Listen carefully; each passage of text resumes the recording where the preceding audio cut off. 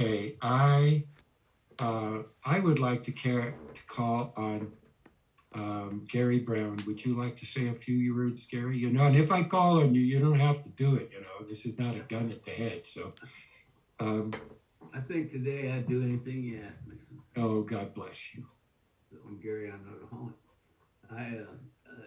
Got a lot of memories there, and I remember that weekend on Staten Island back there. That was interesting. The biggest thing I remember about being at that place, though, is one day I went out there, and there was a hill, and if you go up the top of the hill, and you could see the whole skyline of New York City, and that was powerful.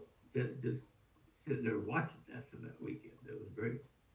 And we had some real success there, I think. It worked out. Oh, yeah. And that so I'm glad you brought those things up because I had kind of forgotten all some of that stuff we've done. At the same time, what was it, 30 years ago, you were in our trailer house we were living in, and you made the comment that we got to find a way for all of us that are doing this thing with the steps and that can and meet and get together. And that was the start of the Fellowship of the Spirit conferences. And it's got a long way for there. I haven't been to many of them because of traveling and all that, but it's super. I think what you did for me is a big favor tonight with that because you reminded me all the confusion and stuff that's gone on in our lives, Julie and mine, and that over the years, and it always comes out. God always won, and that's about it. But God bless you, and I love you, and thanks all. I love you so much, Gary. You've just been in my life all the time that I've been coming back to life. Is there, you may not remember this story, but we were sitting in La Luna restaurant and we were ordering, and Gary says to the waiter, he says, "Is the veal fresh?" Now, you have to understand, we're in New York City, and that waiter was jumped down his throat. What do you mean, is this veal? What? And he says, and you ought to kick your ass out of this place. This was a wonderful moment. I'm sorry to share that one, Gary, but it was a great piece of veal, wasn't it? It was a great meal, but boy, he was taken. It was the owner, and he asked Gary. He said, "I'm going to have to ask you to leave." That's right. Welcome to NYC. Right. All right. Well, thank you very, very much. Um, and, I have loved this guy all the time we've had Fellowship of the Spirit conferences. And I love him and his wife and family, and they've been family with us. Tom, would you like to share? Oh boy, thanks, Mickey. This was fantastic, really fantastic. It's so funny. I knew that the Tuffy story in South Dakota was coming. I don't know how I knew that. I mean, that just was, but and the Bill O'Neill story. I mean, it's just like the grandpa stories, that you just love, that you want to hear. But I was thinking about several things. That office with the AstroTurf was really important to me because you spent about 3 hours with me doing what I call an 8-step review, which should be in the big book. And when I rewrite it, we're putting it in. But at any rate, I had about 200 names and we went through them. I mean, you spent all this time with me talking about, well, what are you going to say to that person? And gee, I don't think I'd say that, and this kind of thing. And it was, I remember I was in tears. It was like a fifth step, I mean, just because of all the things that I had done to harm these people and on and on and on. But that office meant the world to me. That was before the on the floor with the knife scene. But but it was really important to me, and I talk about that an awful lot. I've been telling this story recently that there's a blues guy that I like a lot, Elmore James, and he influenced a ton of people. Stevie Ray Vaughan, the Allman Brothers, all these people. And he's kind of well known, but there's a song of his that not that many people know, and it's called Something Inside Me. And I read a bio of this guy recently, and it said, he died at 45 years old, and it said life on the road and an overdependence on alcohol caused his, early demise. The first thing I thought was overdependence. I should have been dependent on alcohol, but not overly so. That's what got me. I thought it was a weird phrasing. But anyway, the song, There's Something Inside Me, he says, there's something inside me that just won't let me be. And I thought, that's it. That's alcoholism. That guy knew he didn't have a solution, but he knew what the problem was, and that's never let up. I mean, that's never let up, and it always needs treatment. Our friend in Texas with an eye patch, I'll keep him anonymous, and he says the pain of alcoholism demands treatment, and I think there no truer statement was ever made. When I first got sober, I thought if I can stop drinking Jack Daniels for breakfast, man, I used to have a high IQ. I was always told I had a lot of potential. So surely, if I'm not drinking anymore, I'll set the world on fire, And I talked.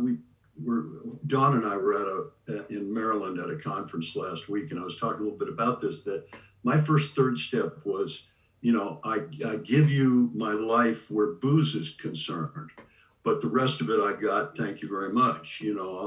Certainly not my sex life or my money. And a lot of other things. But the booze, please take it, And as life goes on, and then you experience alcoholism in living color, then you realize, no, I don't got this. I was completely wrong, right? And ultimately, I need God in every department of my life. I did it in December. I went down to New Orleans and did a men's retreat. It was a funky little thing. There were about, 20 of us or something in a ugly little church basement, but it was great. We had a ball. And my theme was we had to quit playing God because it didn't work. And all the ways that we do play God, we years ago wouldn't have said that's not playing God. That's just being responsible, but it's truly that I play God in all these different ways. And the subtitle was The Spiritual Life's Not a Theory. We have to live it, and it was great. I mean, what came out of that was fantastic. But the thing that I ended it with, Juanita and I recently saw this Denzel Washington movie called Book of Eli. I don't know if you've seen it. It's pretty powerful. I've seen it like 3 times now. Seen it years ago, and we just saw it again. And what stuck with me this time was this guy says to Denzel, who's a badass, he's like blowing him away left and right. And he says, so you believe in God? And Denzel says, it's all God all day. And I thought, that's it, baby. That's it. Thanks, Mickey. I love you. Can't wait to see you this summer. Me too. Thank you very much, Tom. And I have toyed with this, but before we go, I want to sing you a song. And I want to tell you what the song is about. And I'm not saying that we're not going to share some more, but it's the story of Joseph, king of dreams. Many colored, that Joseph out of the Old Testament. And he really ended up in a jam. And he ended up unfairly imprisoned. And in this animated story, this movie, he sings this song. And so I want to share it with you. So please, at least one person stay, okay? Let's see. Kurt, would you like to share?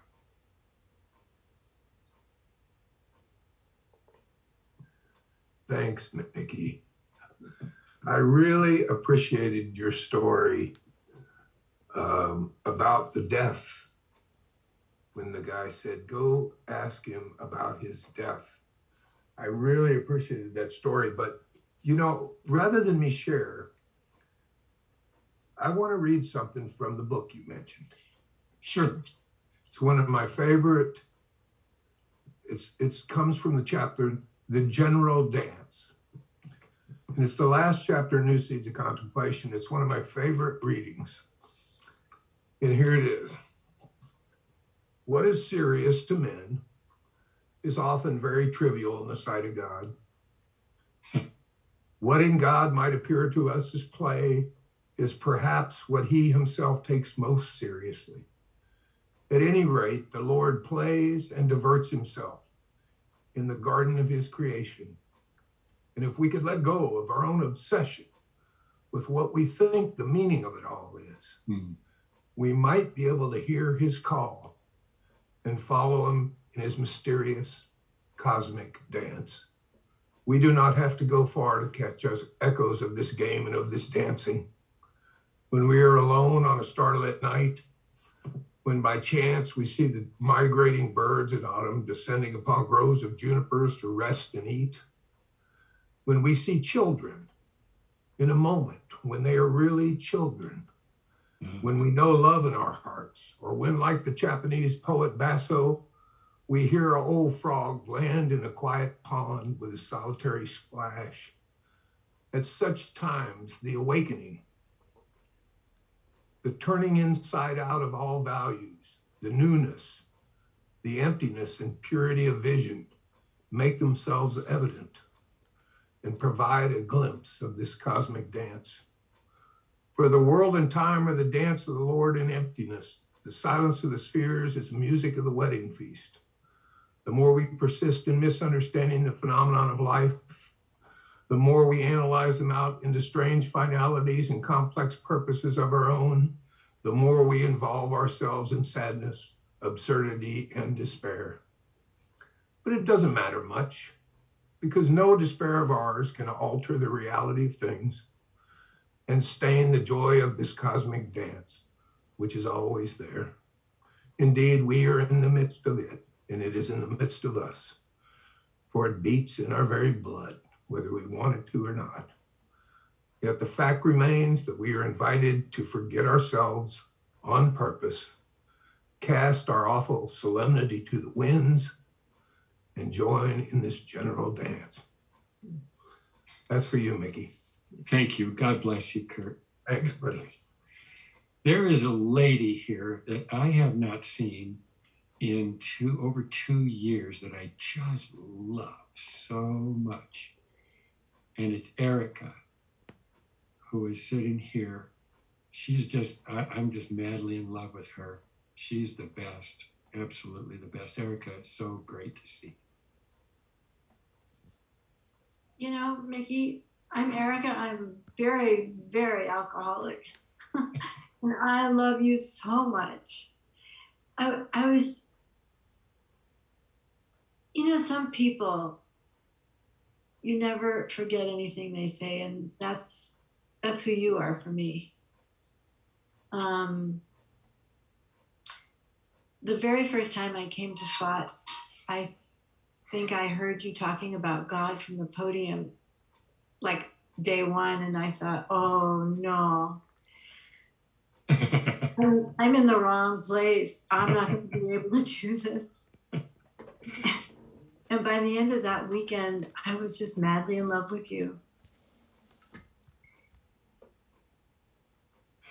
You know, when my husband got sober, he really struggled to find meaning in the rooms until I brought him up to Thoughts. And then something happened. And he's so in. He's so in. And I know that I couldn't be married if we didn't have this thing. I just know it.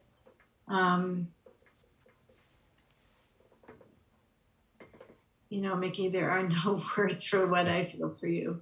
And I'm the same way. We're brother and sister in this thing forever. Yeah, I miss you really. And we got to get back up to Thoughts this year. We just got to get Please there. do. Please do. And we need to get back to Santa Fe because, God, we haven't been there in a long, long time. We really need you guys. Well, you know, if you can make it back to Santa Fe, Yost and I will renew our vows. Okay. How's All that? right. We'll You're do on. another wedding. You're on, but I still won't get on a horse. Okay. It's Okay. all okay. Love you, brother. Love you, sister. So is there somebody who would like to say something while we're sharing?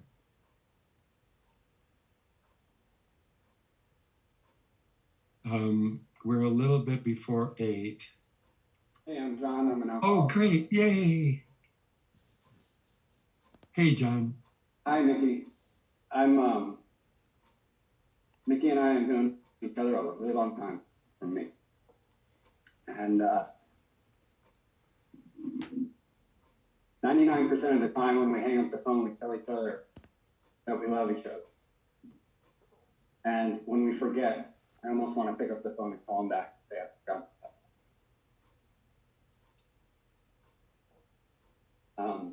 And there's nobody in my life like that. And that's all. And I've heard Mickey talk so many times, and there's so many variations, and I bet myself on which one is going to come up. You know, it's White Snake, or it's Cookie, or there's always these great stories, you know. And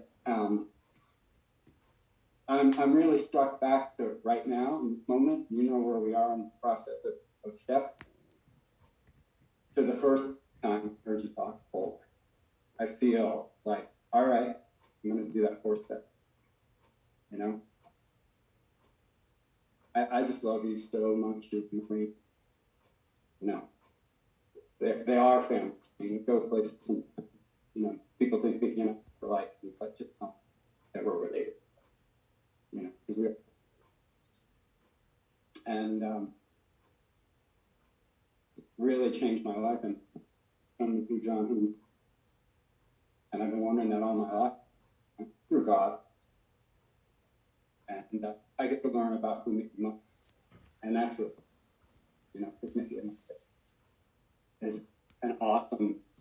He's the gentlest, hardest man you'll ever meet, you know, and that's the epithet with most sincerity, you know, hard when he asked, you know, kicked me out of his house. He's kicked me around stairs in front of the church.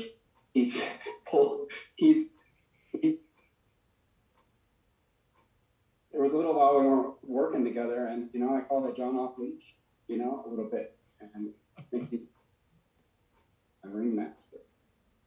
I don't know where this is from, but I just love you so much. Thank you for my life, and thank you for teaching me what it is to teach other people, you know, because we have chow now, because you told me to go get a sponsor, you know, and it was that easy. I love you, and I love everybody in this room for, you know, the last 3 years of coming on the regular. Thank you. Thank you, John. And this is Alcoholics Anonymous. This is Alcoholics Anonymous. It's what I was talking about. What I was trying to talk about is that, like, look, this is love. This is love. And we have also disciplines in here. There's no freedom without change. There's no freedom without discipline. And we get that here, but we don't have to beat it into each other. I'm going to sing. And then and if you still want to talk, we'll still talk. But I want to sing, and then I want to read a poem to you. And the last 3 people, we'll just have a hell of a time listening. But anyway, here it is. So this is Joseph, King of Dreams. And I've been sick, so I want to have that excuse for why it's going to sound like hell. I thought I did what's right. I thought I had the answers. I thought I chose the surest road, but that road brought me here. So I put up a fight and told you how to help me.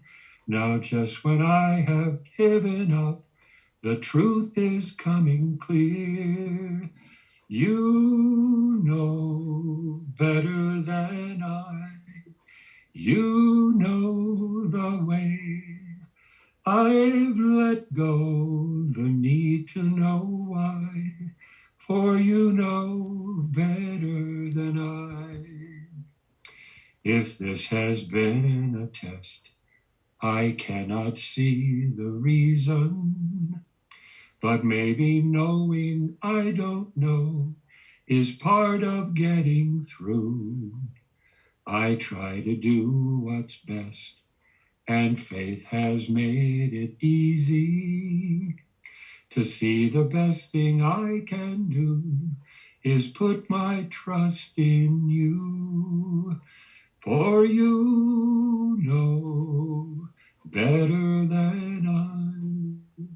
You know the way. I've let go the need to know why.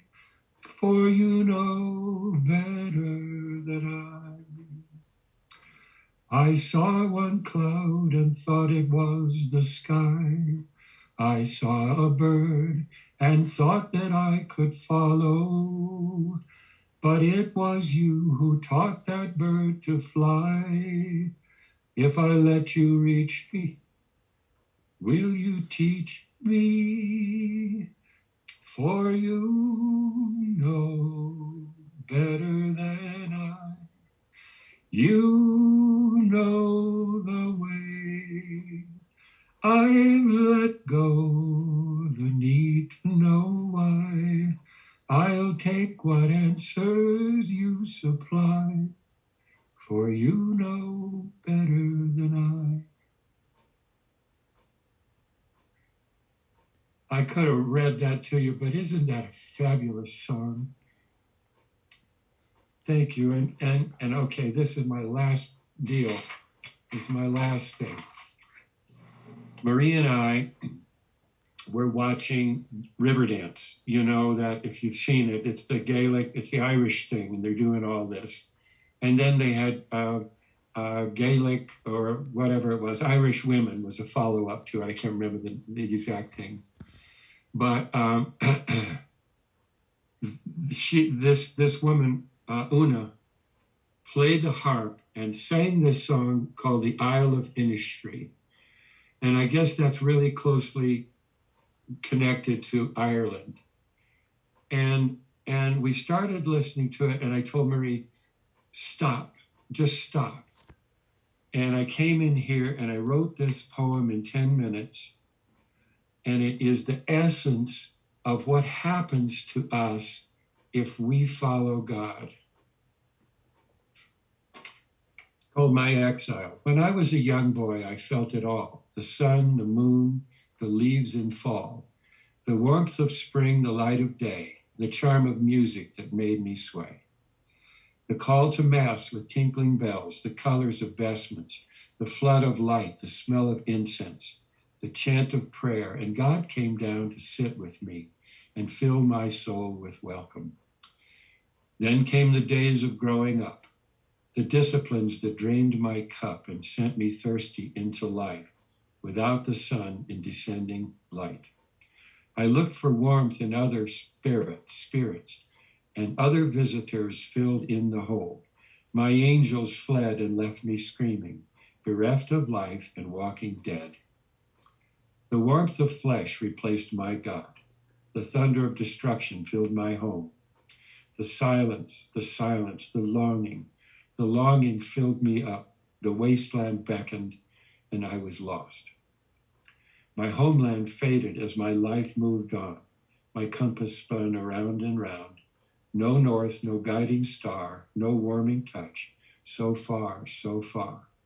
I screamed and cried, but no one heard. I looked for me in silence without the words. Bring on the spirits with a capital S. More, please, more. And then there was a door. It opened and I stepped through. The spirit's days were over, and spirit with a capital S entered, and I was replaced by God.